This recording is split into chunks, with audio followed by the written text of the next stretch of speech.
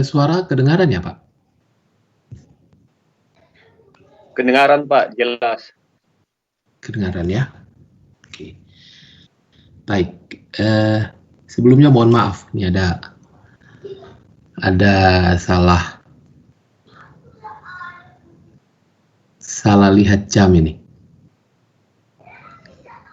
Di Papua ternyata sudah mendekati jam 10 ya.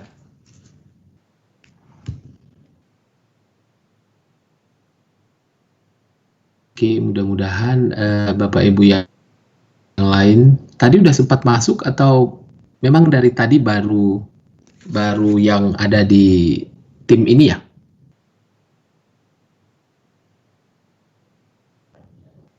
Ada yang sempat masuk, Pak, tapi mungkin lagi gangguan sinyal, Pak. Oh, iya. Jayapura hujan? Tidak, Pak. Terang, Pak. Terang ya. Baik.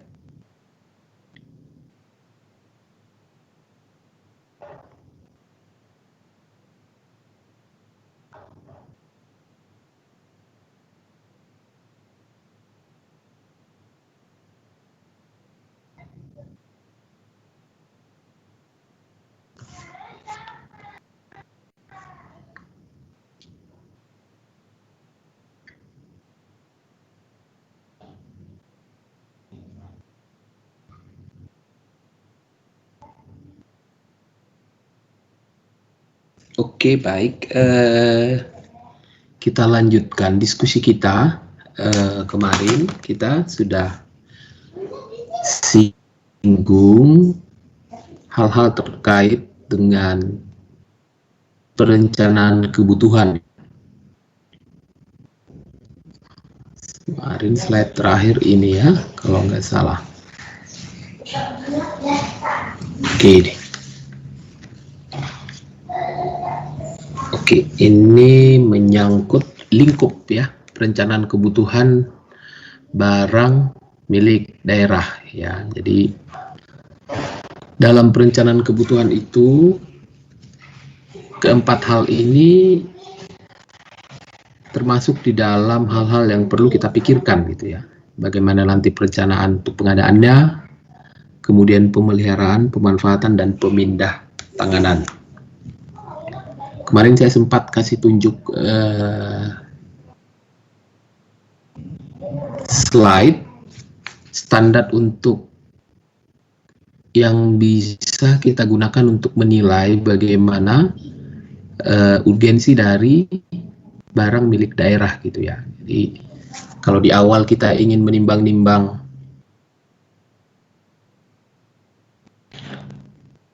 kebutuhan dan ketersediaan, nah untuk menilai tingkat kebutuhan dari barang daerah yang ingin kita rencanakan itu, standar ini bisa kita gunakan. Misalkan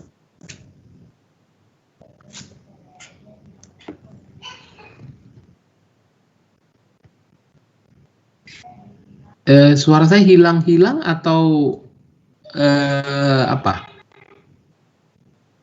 Masih kedengaran jelas Pak. Nih di saya ini ada quality ini. Ya jelas, Pak, jelas. Jelas ya. Baik. Ya, ini bisa kita gunakan sebagai alat untuk memandu kita lah, gitu ya. Untuk mencoba memahami apakah barang milik daerah itu yang kita ingin rencanakan itu butuhnya itu ada di tingkatan mana gitu. Apakah misalkan ada tingkat urgensi yang sangat tinggi, sedang atau rendah. Nanti apa namanya indikasi-indikasi yang ada di dalam sini setidaknya bisa kita gunakan lah untuk menguji apakah barang milik daerah itu butuh-butuh banget atau enggak gitu ya. Seperti contoh, kita mau mengadakan sebuah kendaraan misalnya ya. Nah, mungkin kita bisa mulai mengujinya dengan pertanyaan kendaraan itu, kira-kira kalau kita lihat dari sudut pandang pelayanan pada masyarakat, kira-kira dampaknya seperti apa gitu. Apakah dia bisa berdampak gitu ya, atau tidak memberi dampak begitu pada tingkat layanan bagi masyarakat ya. Kemudian apakah dengan keberadaan barang milik daerah atau kendaraan itu menghambat atau tidak menghambat aktivitas kerja tupoksi ya, tugas pokok dan fungsi OPD atau entitas yang merencanakan. Kemudian aspek biaya, apakah kira-kira nanti biayanya itu besar atau hanya sedikit ya, sekaligus memikirkan aspek perencanaan untuk pemeliharaannya. Jadi untuk pemeliharaannya ya, kira-kira seperti itu. Nah, nanti kita bisa lihat hal-hal yang ada di standar ini, gitu. Sehingga kita nanti bisa setidaknya secara kualitatif bisa mengatakan bahwa ini barangnya tingkat urgensinya ini masih berada dalam tahapan tingkatan yang rendah, gitu ya. Apakah kita berada pada sisi pengguna barang atau mungkin nanti kita berada pada sisi pengelola barang, gitu ya. Jadi kita bisa setidaknya menguji gitu ya, karena tadi dalam pertemuan sebelumnya kita ada singgung gini, tahapannya secara umum seperti ini gitu. Jadi ketika misalkan di tahapan OPD begitu ada usulan terkait dengan kebutuhan barang milik daerah yang ada di unit itu gitu atau di OPD itu, nah, nanti informasi tadi bisa digunakan pengguna gitu ya, sebelum mungkin informasi itu disampaikan kepada pengelola gitu. Kalaupun ternyata nanti misalkan tidak dilakukan, ya setidaknya di tingkatan pengelola pada saat melakukan penelaahan, informasi tadi bisa kita gunakan gitu. Untuk daftar itu bisa kita lanjutkan atau tidak gitu ya. Nah, secara kuantitatif bisa kira-kira seperti ini gitu.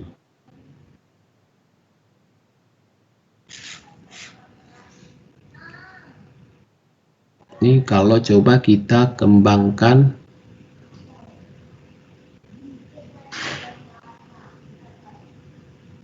skala-skala atau indikator dari variabel-variabel yang tadi gitu ya, mulai dari kriteria terhadap masyarakat, kemudian terhadap pelaksanaan operasional aktivitas atau tupoksi, kemudian pengaruh terhadap keamanan dan keselamatan, kemudian dampak terhadap lingkungan sampai dengan biaya. Ini indikator yang bisa kita gunakan gitu ya. Misalkan kalau kendaraan tadi, mobil tadi gitu, untuk melihat apakah dampaknya terhadap masyarakat gitu, kita bisa mungkin menurunkannya begitu ke dalam bentuk indikator dengan memasukkan jumlah masyarakat misalnya begitu ya.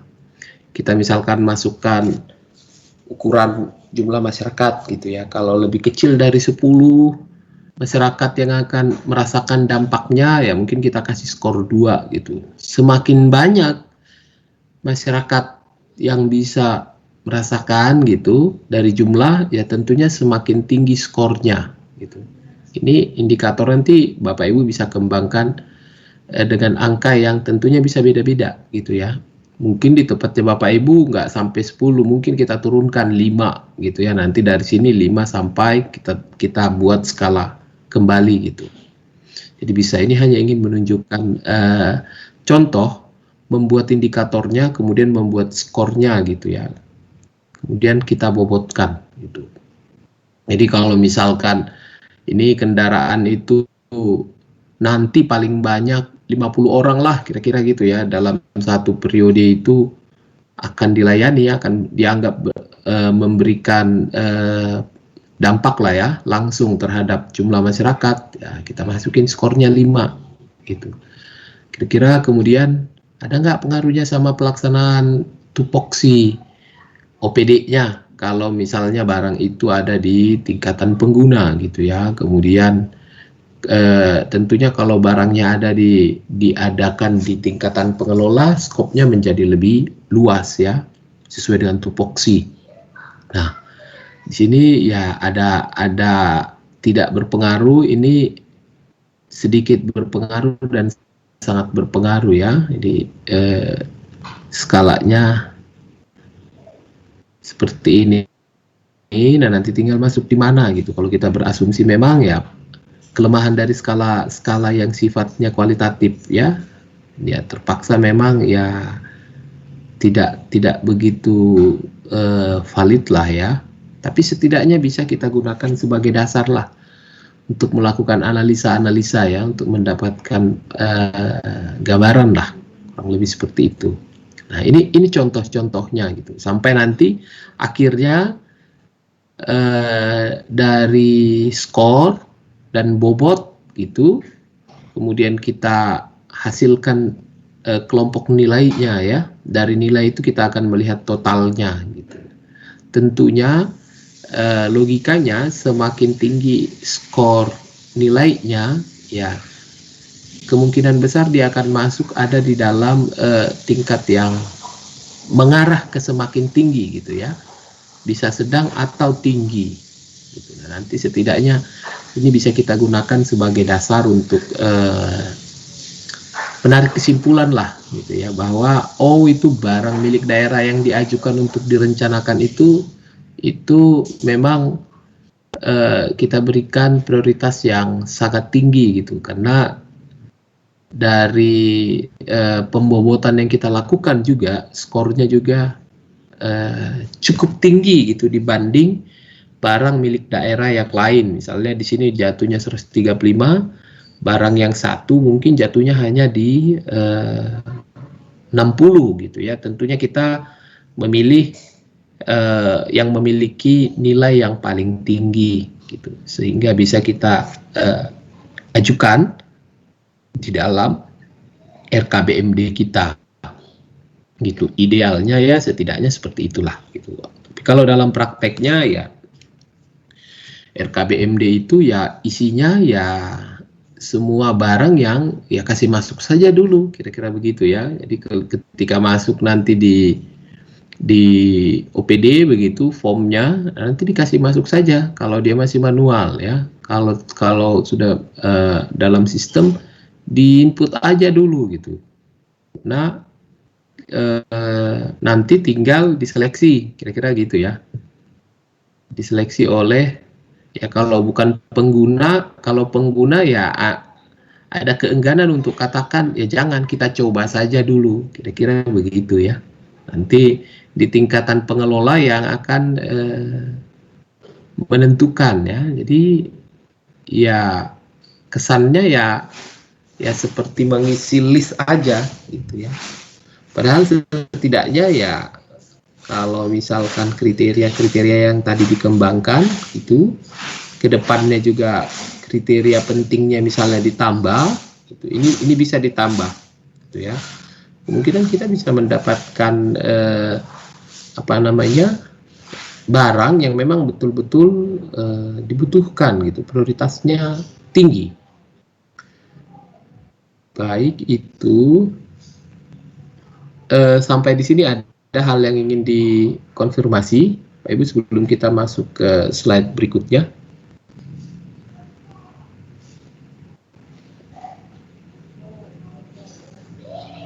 Oke, kita masuk ke aspek yang berikutnya ya, penggunaan. Oke, kalau tadi kita bicara perencanaan,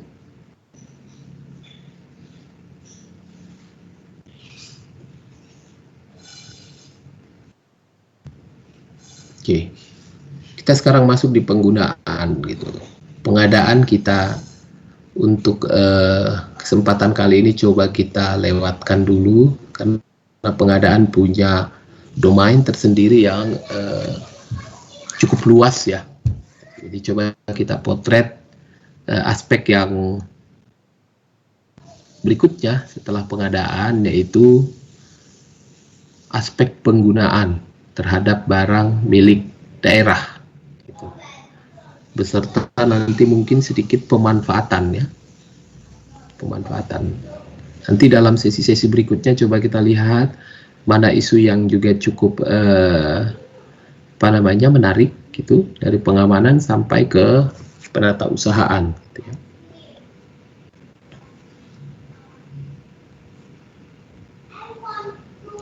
Ya, ini prinsip umumnya begitu. Sebagaimana biasanya tadi perencanaan juga prinsip umum, nah, ada prinsip umum yang harus kita pegang dulu pertama sekali gitu ya. Jadi barang milik daerah itu setelah tadi melewati tahapan perencanaan, kemudian diadakan gitu. Jadi mobil itu kita sudah rencanakan tadi gitu ya. Jadi bicara mobil kita sudah masukkan di dalam RKBMD, tahapan yang terkait dengan RKBMD itu kita sudah lewatin gitu, asumsinya kita sudah ngelewatinnya.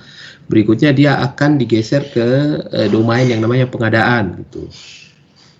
Kemudian dengan asumsi juga di pengadaan tidak ada masalah gitu. Nah, sekarang barangnya sudah ada di depan mata. Kayaknya gitu. Barangnya sudah ada secara fisik gitu. Jadi kalau perencanaan tadi masih dalam tahapan non fisik, belum ada gitu ya. Diadakan pun itu masih dalam tahapan non fisik. Nah, nanti di ujung pengadaan barangnya ada. Nah, sekarang baru kita bicara berikutnya diapain ini barang ini? Diapain ini barang milik daerah begitu ya. Kalau barang milik sendiri sih ya suka-suka ya begitu. Barangnya datang diantar sama pihak logistik gitu, udah kita gunain langsung gitu ya, tidak ada masalah gitu. Tapi barang milik daerah ya mungkin esensinya sama begitu, cuman ada penekanan terhadap aspek-aspek yang sifatnya administratif ya gitu. Agar barang itu yang pertama sekali statusnya harus ditetapkan dulu gitu. Status penggunaan barang itu harus ditetapkan dulu gitu, dan ini harus dilaksanakan secara tahunan gitu. Jadi nanti secara legal formal harus ada sebenarnya keputusan gitu ya dari kepala daerah sebagai penguasa barang milik daerah gitu ya, untuk mengatakan barang ini ada di dalam penguasaan, di dalam pelimpahannya gitu ya, di dalam daftar barang pengguna atau daftar barang pengelola ya.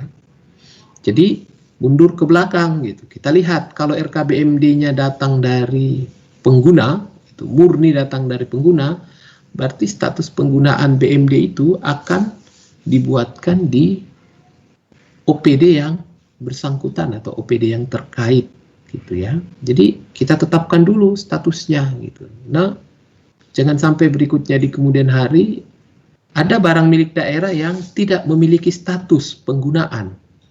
Sehingga ketika muncul masalah-masalah reguler dan insidentil gitu. Jadi kembali ke sini, Bapak Ibu masih ingat slide ini ya. Jadi reguler itu kaitan dengan pengamanan pemeliharaan sampai ke penatausahaan ya, ini reguler gitu. Yang insidentil nanti misalnya ketika ada muncul transaksi-transaksi yang ada kaitannya dengan pemanfaatan gitu, sewa pinjam pakai, kerjasama pengembangan infrastruktur, bangun guna serah guna gitu ya, itu kan kita akan bersinggungan dengan masalah hukum legal ya. Nah, di saat itu ya apa patokannya gitu, apalagi nanti ketika dihubungkan dengan aspek pemeriksaan ya akan ditanyakan ini status penggunaannya ini di mana sih. Nah, untuk itu memang penguasa barang milik daerah memang harus menetapkan statusnya gitu. Khususnya barang milik daerah terkait tanah itu atau bangunan dengan kondisi tertentu, ya, tanah atau bangunan dengan kondisi tertentu, dan ini bisa dilimpahkan kepada sekretaris daerah ya sebagai pengelola barangnya, gitu ya. Kata melimpahkan di sini ini sesuatu yang cukup baru ya bukan cukup baru, sangat baru ya. Jadi kata sebelumnya mendelegasikan gitu. Jadi kalau di peraturan pemerintah nomor 27 itu tahun 2014 itu katanya yang dipilih di sini ada delegasi. Tapi yang 28 tahun 2020 itu yang perubahan pertama itu kata itu dihilangkan, digantikan menjadi pelimpahan gitu. Jadi mungkin ini lebih ke terminologi administrasi ya, bahwa terminologi yang mungkin paling ya apa bedanya dilimpahkan dengan didelegasikan gitu. Ada kesan yang muncul di benak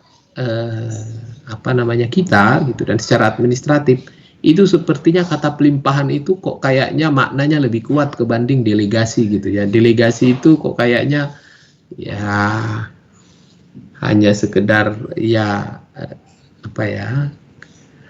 kadar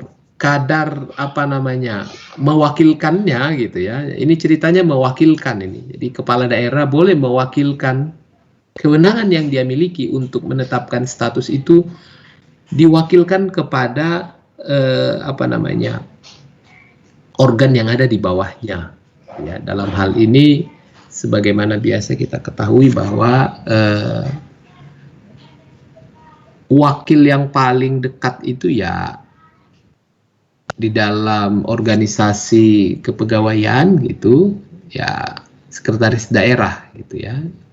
Karena seperti kita ketahui kepala daerah dengan wakil kepala daerah itu kan sebetulnya jabatan politis sifatnya gitu ya. Yang lebih administratif begitu ya sekda ya, sekretaris daerah sebagai pimpinan tertinggi gitu ya di lingkungan aparatur sipil negara secara administrasi gitu ya. Pimpinan tertinggi itu gitu. Secara politis oke, itu memang kepala daerah.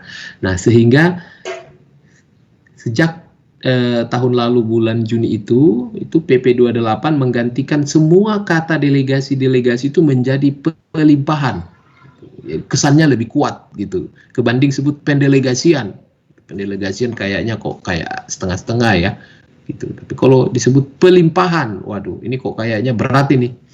Betul-betul ini kita dikasih kewenangan yang lebih besar kebanding kata pendelegasian gitu. Jadi pelimpahannya. Jadi prinsip umumnya itu.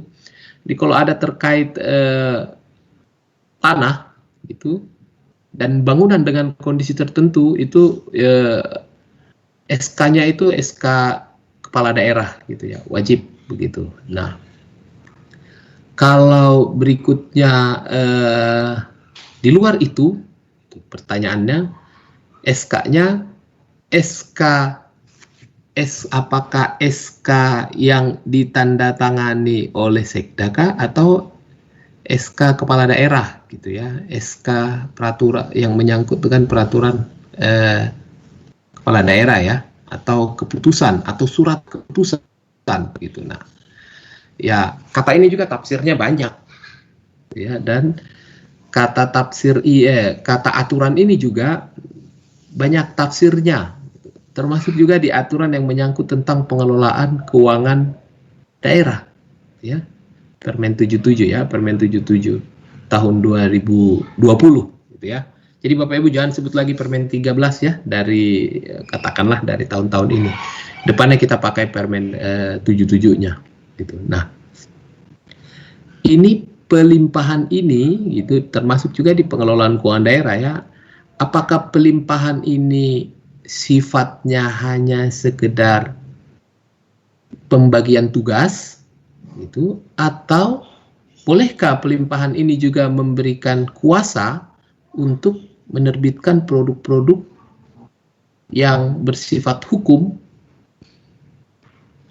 terkait kasus itu gitu. Contohnya ini pasti semua kan nanti keputusan kepala daerah semua itu. Keputusan kepala daerah, surat keputusan kepala daerah tentang status penggunaan kendaraan bla bla bla misalnya gitu ya.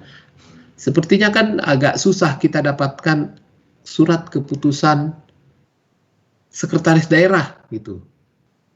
Tidak ada ya, paling surat edaran mungkin ada gitu ya, atau bahkan hanya surat saja gitu. Jadi ya mungkin makna pelimpahan yang ada di sini lebih ke mungkin apa ya, mengambil tugasnya saja gitu ya, tetapi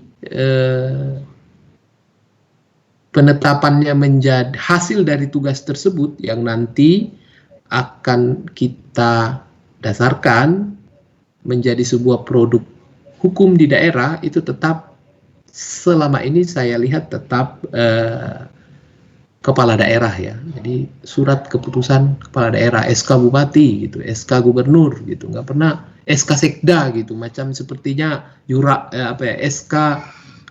SK kepala OPD gitu ya. Ya, sepertinya mungkin sepertinya agak jarang dan hampir tidak ada gitu ya. Jadi kalau dibuatkan SK sekda, SK kepala daerah, wah itu kok kayaknya memang ya itu haknya kepala daerah gitu ya.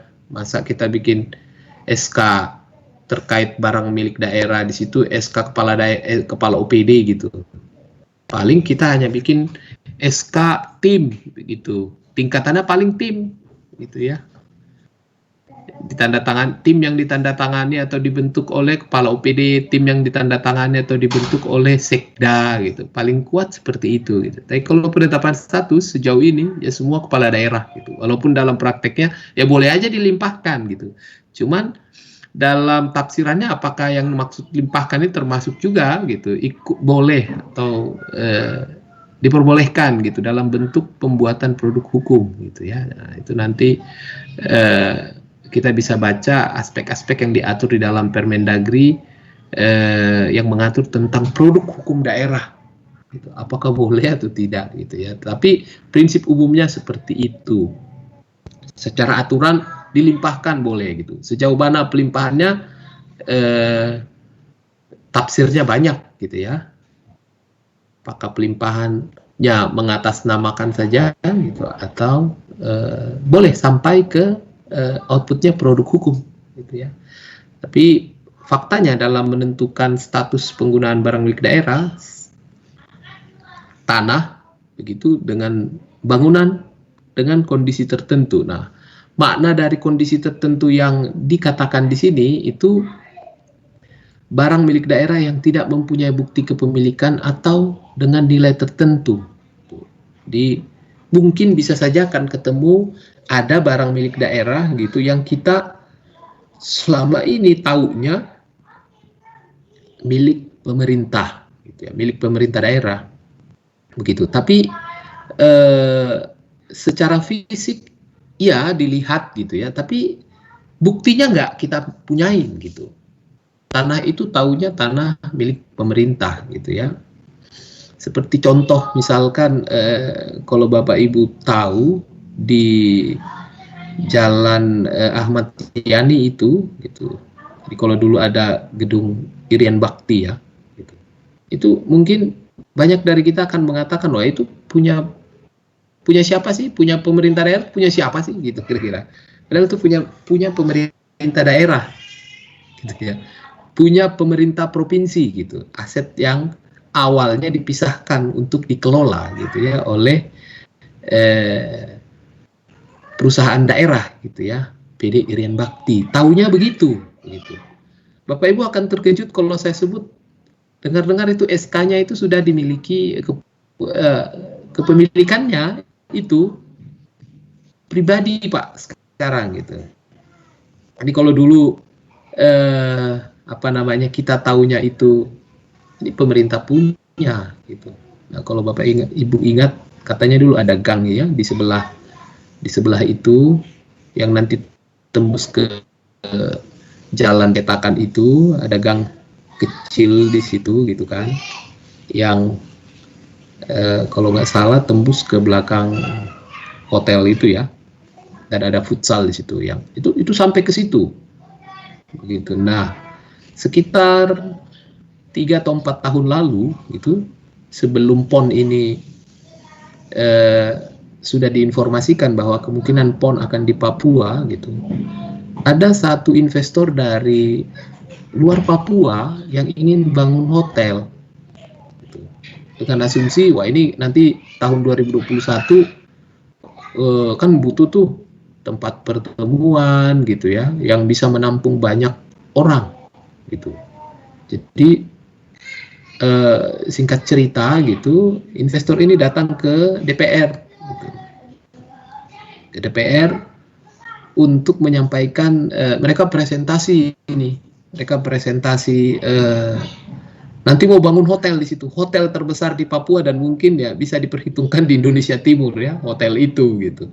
Dan grup yang datang ini grup yang cukup besar gitu ya, saya nggak sebut grupnya ya, tapi yang pasti grup ini juga ternyata di belakangan hari ya sebagian mengalami kasus fraud secara nasional gitu ya, grup besar ya dalamnya. Jadi mereka presentasi gitu. Mereka presentasi ingin membentuk satu perusahaan dan nanti bentuknya penyertaan modal gitu. Jadi kita sebagai pemerintah provinsi akan diakui penyertaan modalnya dalam bentuk tanah. Jadi mereka yang bangun gitu. Jadi mungkin konsepnya itu bangun, itu gunakan, nanti baru diserahkan. Kira-kira gitu, BGS lah ya gitu. Tapi di dalamnya konsepnya sudah mantap gitu. Dan memang saya lihat menarik gitu ya. Pemerintah bisa bakal mendapatkan benefit yang cukup besar kalau konsepnya itu fair gitu. Tapi ya ketika masuk ke dalam formulasi bagi-baginya gitu, kok kayaknya ada yang tidak menguntungkan gitu ya. Jalan ceritanya itu dimulai dari pembagian yang katanya nanti kita dapat 10% gitu, seumur hidup. Ada pasal yang menyebut bahwa nanti seumur hidup kita berikan 10% gitu ya. Yang jadi pertanyaan sekarang kan ini soalnya tanah kita yang ada di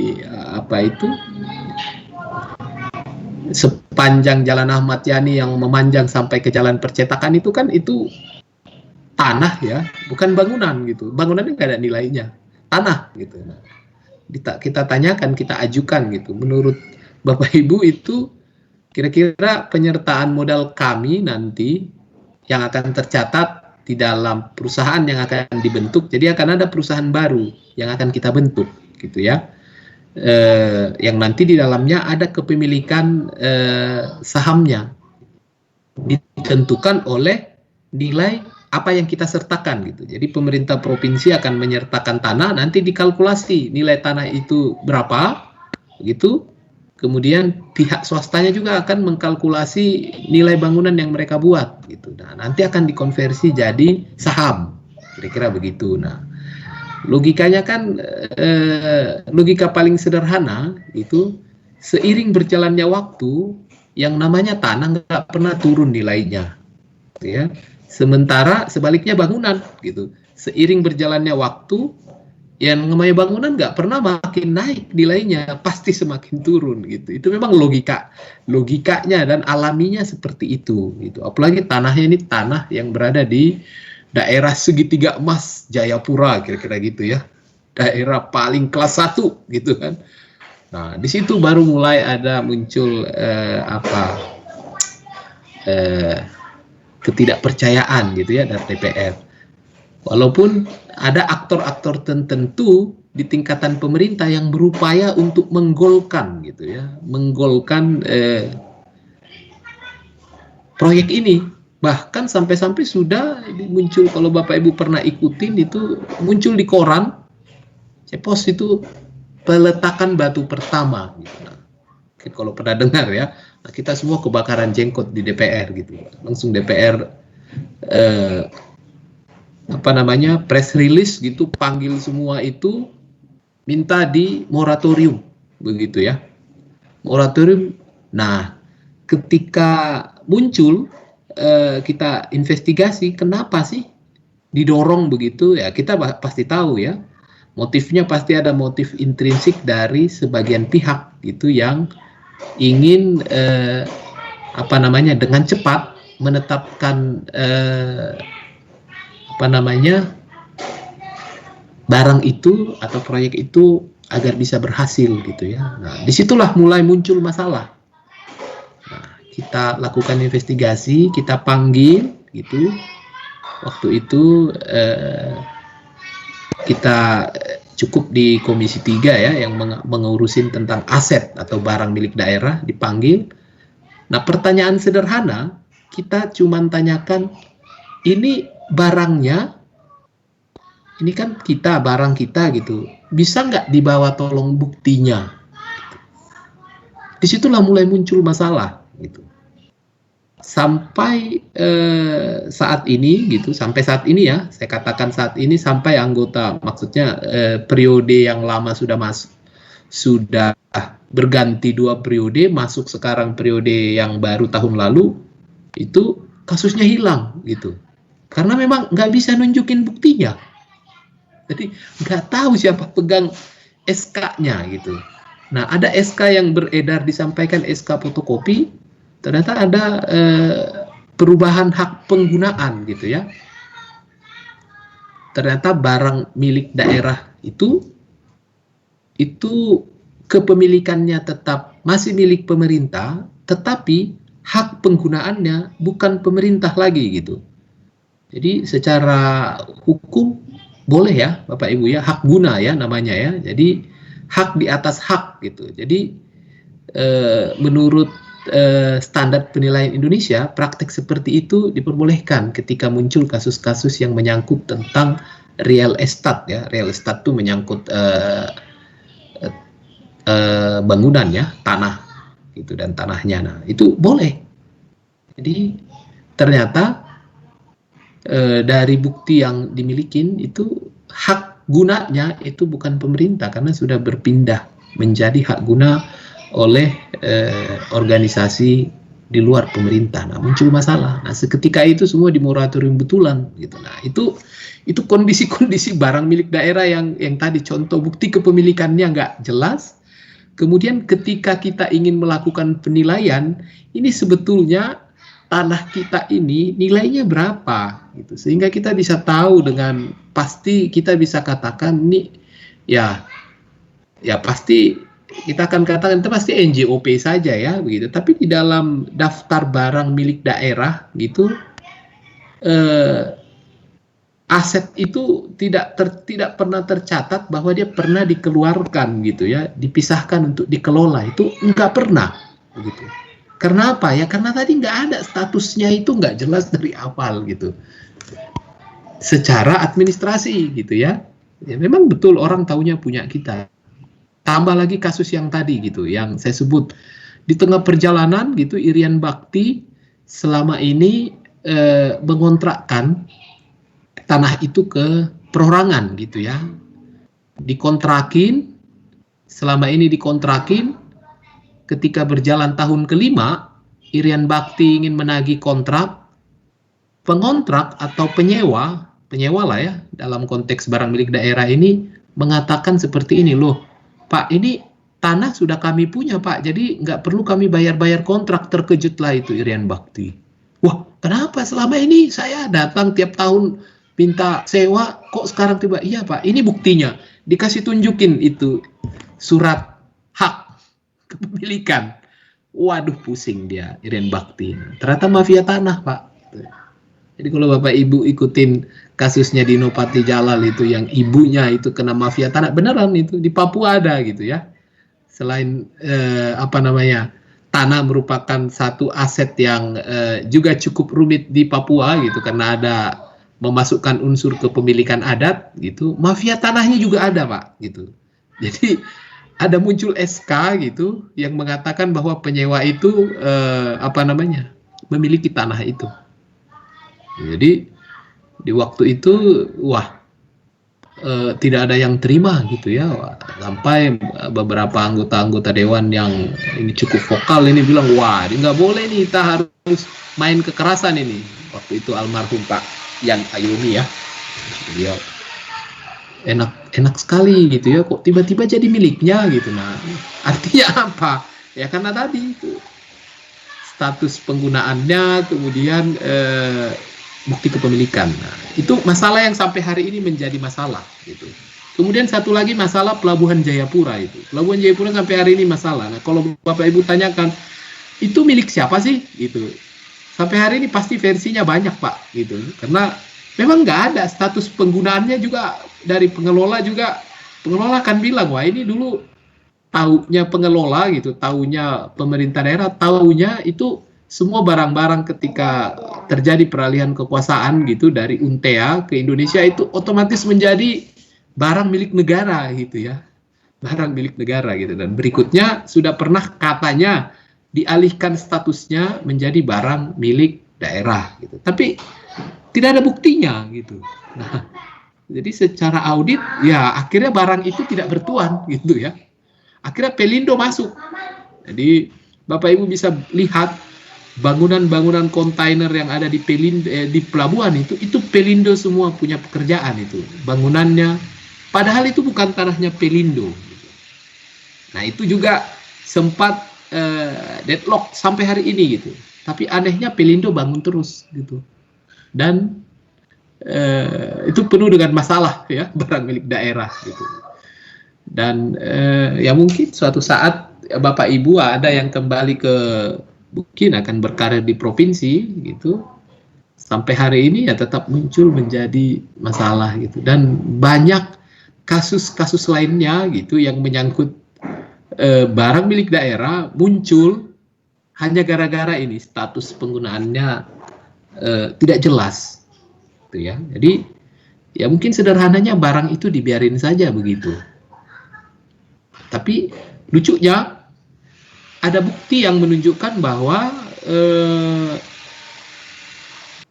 penyewa-penyewa yang ada di tanah gitu ya, di aset gitu, di barang milik daerah yang klaimnya masih banyak dari banyak pihak, itu ada bukti mereka menyetorkan sejumlah uang gitu ke kas daerah gitu. Berarti dari sisi itu sebetulnya memang dari sisi de facto-nya gitu ya, ya memang itu barang milik daerah gitu. Gak mungkin kan itu nyewa itu pasti dia tahu kemana dia mau kirim, bukan kirim ke Pelindo tapi kirim ke pemerintah. Itu artinya pemerintah punya gitu. Dan kalau Bapak Ibu perhatikan itu pelabuhan yang masih ada bangunan lama di situ, itu yang berbentuk seperti kubah bangunan itu kan perusahaan kargonya daerah ya gitu, yang sekarang akhirnya jadi tempat parkir gitu. Nah itu sudah pernah direncanakan ingin dibangun bangunan di situ, jadi bangunan komersil gitu ya, akan disewakan gitu. Tapi ya ternyata juga susah juga ya, tidak selamanya ide yang baik terkait dengan penggunaan gitu, khususnya pemanfaatan gitu, barang milik daerah itu berjalan mulus gitu. Jadi sepertinya ada saja pihak-pihak yang menginginkan kondisinya memang tetap seperti itu gitu, mengambang tanpa status gitu. Ya bisa kita pahami, mungkin ada fraud di dalamnya ya, mungkin ada fraud di dalamnya gitu. Jadi kalau kita bicara fraud ya salah satunya namanya asset misappropriation ya. Jadi ada 3 jenis occupational fraud ya, fraud yang ada di dalam keseharian kita, lingkungan kerja ya, korupsi pertama, kemudian penyalahgunaan aset dan penyalahgunaan laporan keuangan gitu ya, corruption, misappropriation asset and fraudulent financial statement ya. Jadi kalau saya melihatnya semakin kesini saya lihat ini sepertinya kemungkinan ada fraud yang mengarah kepada misappropriation asset gitu. Nanti Bapak Ibu bisa ngecek juga itu dalam risetnya, boleh juga itu. Kenapa sampai hari ini kasus Irian Bakti tanah itu nggak jelas, kemudian kenapa kasus di pelabuhan itu barang milik daerah sampai hari ini nggak jelas gitu ya. Itu kemungkinan ada aspek itu gitu, karena kalau kita tegakkan jalan cerita tentang bagaimana sih sebetulnya duduk perkara pengelolaan aset yang ada di situ gitu, nah itu akan kena ke banyak aspek ya. Penggunaannya kena karena nggak ada statusnya, pemanfaatannya juga mungkin kena gara-gara wah itu tanah milik pemerintah daerah disewa sama Pelindo, tapi kok tidak kita dapatkan imbal baliknya gitu ya dari Pelindo. Ini berarti kena masalah. Yang kena masalah siapa? Yang pasti kepala daerah di era situ waktu barang itu tak ada, kemudian pengelola barangnya, sekdanya pasti kena. Nah mungkin ini dipahami. Kalau ini terungkap ya kena itu semua. Dan biasanya fraud itu berlaku surut ya Pak, tidak berlaku prospektif begitu ya, berlaku surut gitu ya. Jadi kalau ketahuan kasusnya sekarang ya udah 5 tahun ke belakang juga bisa jadi masalah gitu ya. Jadi dugaan saya itu gitu. Jadi ceritanya itu dimulai dari apa ya? Memang mulai dari status. Jadi aspek penggunaannya dari awal itu bermasalah gitu. Karena ya emang ya tadi tidak ada gitu ya, yang semestinya ya memang harus dilakukan secara berkala ya tiap tahun gitu melalui penetapan status, sehingga kalau muncul masalah dengan cepat kita akan katakan wah itu statusnya